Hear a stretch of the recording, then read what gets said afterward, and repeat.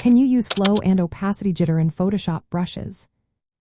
Have you ever wondered if you can add some flair to your brush strokes in Photoshop? Well, you can.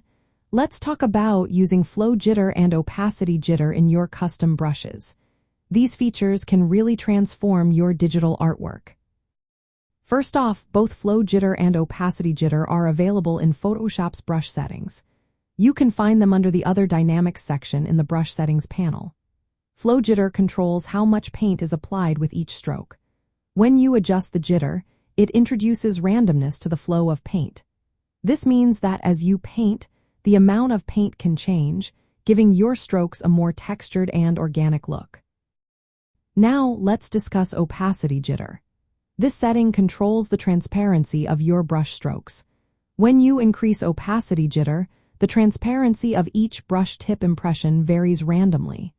This is great for simulating effects like watercolor or airbrush techniques where the paint density can shift dramatically. The main difference between the two is that flow jitter tends to create darker and more opaque results. This happens because overlapping strokes build up the paint. On the other hand, opacity jitter changes the transparency without affecting how the paint layers on top of each other. Using both flow jitter and opacity jitter together can lead to complex brush effects. This combination adds texture and depth to your illustrations. You can also assign controls like pen pressure or tilt to these jitter settings. This allows you to vary the flow and opacity dynamically as you use your stylus. For artists, incorporating these jitter settings can lead to more natural brush strokes.